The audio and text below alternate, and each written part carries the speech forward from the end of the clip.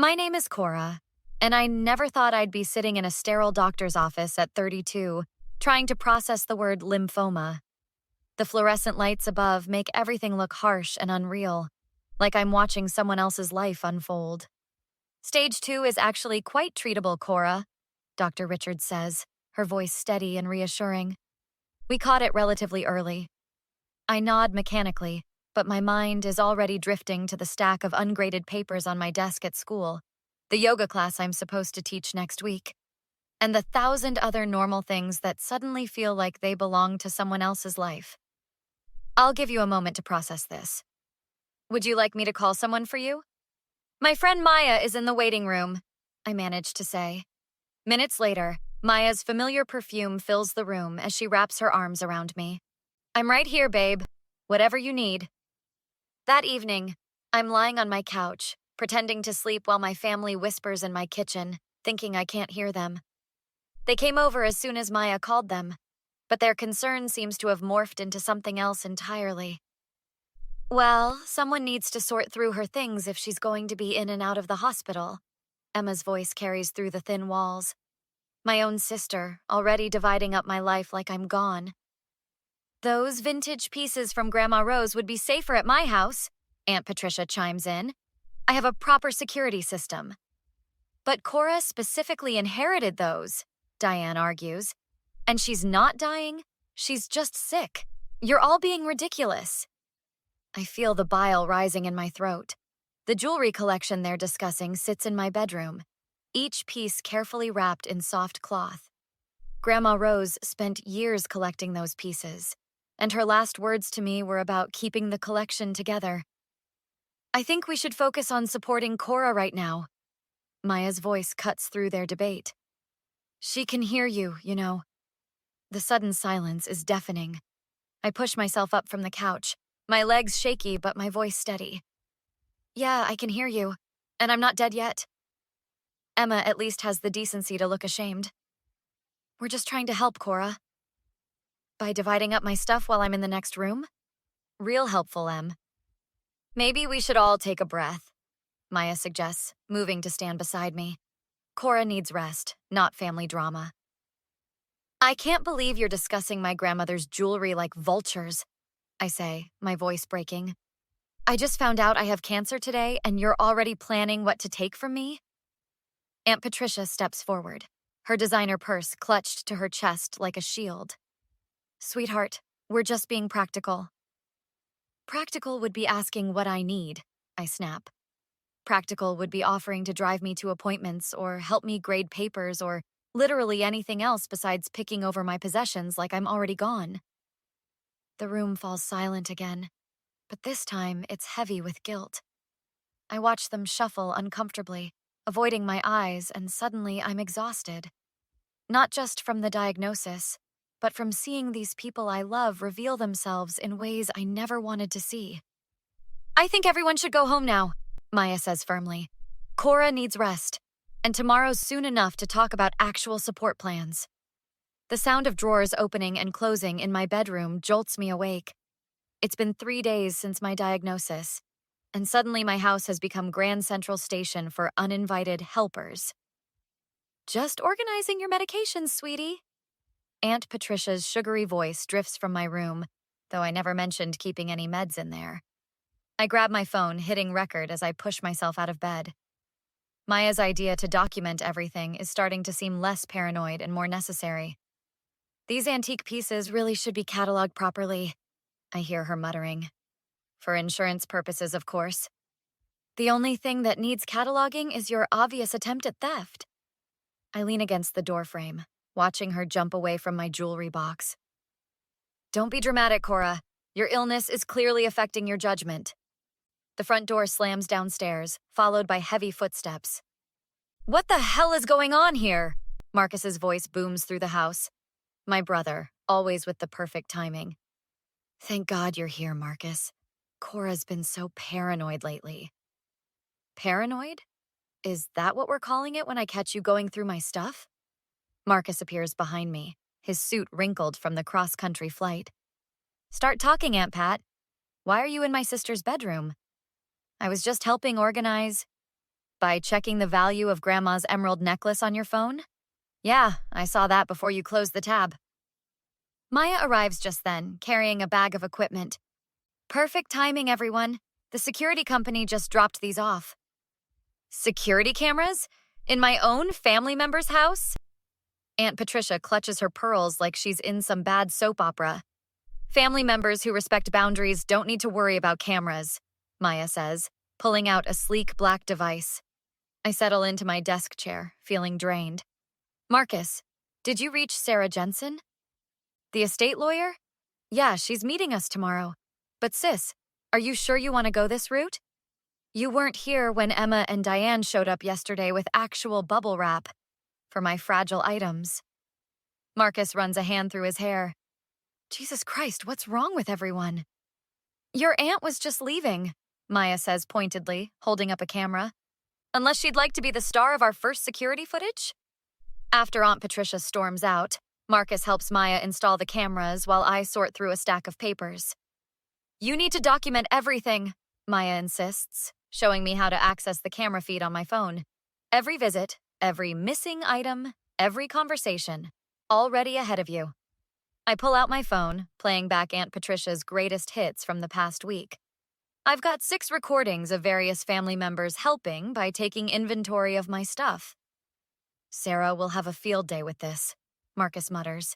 You know she specializes in elder abuse cases?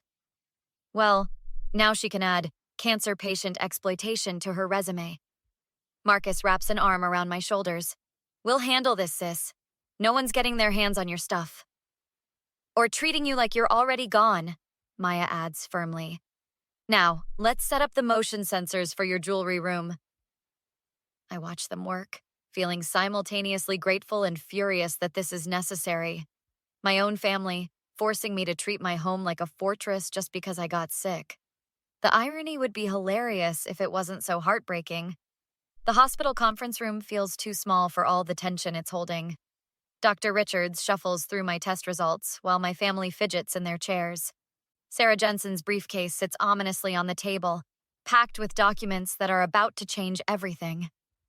Before we discuss treatment options, I need to confirm who has medical power of attorney, Dr. Richards says, looking directly at me. That would be me, Emma pipes up before I can speak. I'm her sister, and given Cora's condition.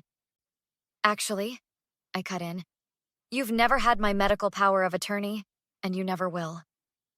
But we've already discussed this with the hospital administration, Aunt Patricia says smoothly. Given the aggressive nature of the treatment needed. Excuse me, Dr. Richards interrupts, her professional demeanor cracking slightly. I haven't disclosed any treatment plans yet. How exactly do you know what will be needed?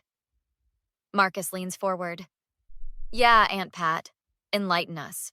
Because it sounds like you've been making plans behind my sister's back. We found some alternative treatment centers. Emma jumps in. More cost-effective options. We'll need to liquidate some assets. You mean my grandmother's jewelry collection? I pull out my phone, hitting play on a recorded conversation. Their voices fill the room, discussing treatment centers in Mexico and plans to sell my inheritance to fund my care. Sarah opens her briefcase. I think this is a good time to review the new documents. Cora has appointed Marcus as her medical power of attorney, with Maya as backup. This is ridiculous! Aunt Patricia stands up, her chair scraping loudly. We're trying to help. Those treatments are expensive, and that jewelry collection is just sitting there. In a safety deposit box, Maya cuts in, where it'll stay. You have no right to make these decisions, Emma snaps at me. You're not thinking clearly. Actually, Dr. Richards, would you mind sharing your professional opinion about my mental competency? Cora is completely lucid and capable of making her own medical decisions, Dr. Richards states firmly. And I'm concerned about the family dynamics I'm witnessing.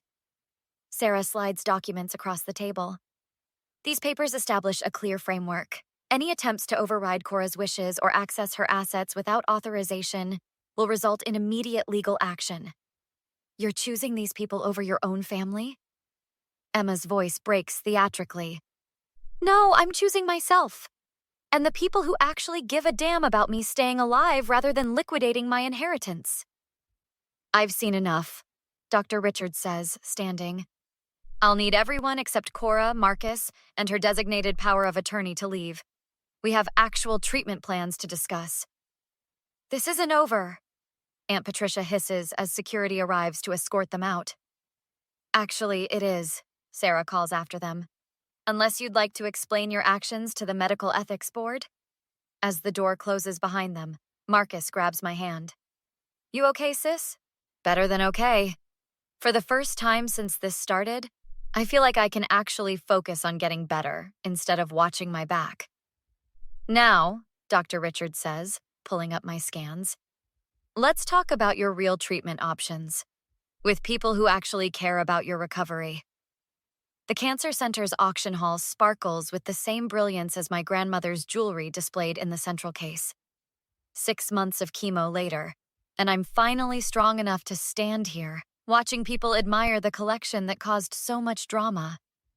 Your numbers are looking fantastic, Dr. Richards says, checking my latest results on her tablet.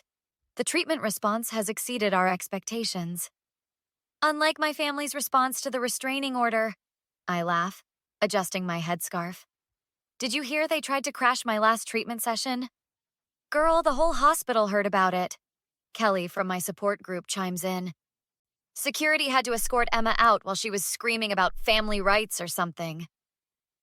The medical board's investigation really stirred things up, Marcus adds, straightening his auction paddle. Aunt Patricia's country club membership got revoked when they found out she tried to send you to that fake clinic in Mexico. Don't forget Emma's PTA presidency scandal, Maya snickers. Turns out other parents don't like someone who tries to steal from their sick sister. 5 minutes until bidding starts!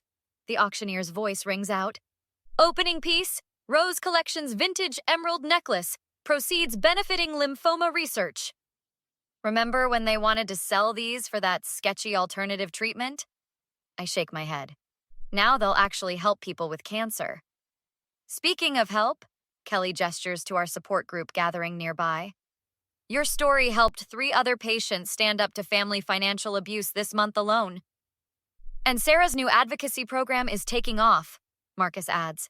Who knew your case would expose such a huge problem in cancer patient rights? Look who just slunk in, Maya whispers, nodding toward the door where Diane stands awkwardly. Hey, Cora, Diane approaches cautiously. The jewelry looks beautiful displayed like this. Thanks. Grandma would have loved seeing it help other patients. Emma and Patricia are furious, you know. The whole family's basically imploded since the ethics investigation went public. Play stupid games, win stupid prizes, Marcus mutters. The bidding for the emerald necklace starts at $50,000. The auctioneer's voice booms. That's less than what they wanted to sell it for to fund their fake treatment plan, Maya notes. Yeah, but this money's actually going to help people. I watch as the paddles rise. Real research, real treatment, real hope. Emma's trying to spin it like she was just worried about you, Diane sighs. But nobody's buying it since those recorded conversations leaked. Sold for $120,000. Proceeds going directly to the Lymphoma Research Foundation. The applause fills the room, and I feel Marcus's arm around my shoulders. You did it, sis. You beat the cancer and the vultures. We did it, I correct him, watching my support group cheer. I learned the hard way that sometimes the family you choose is better than the family you're born with.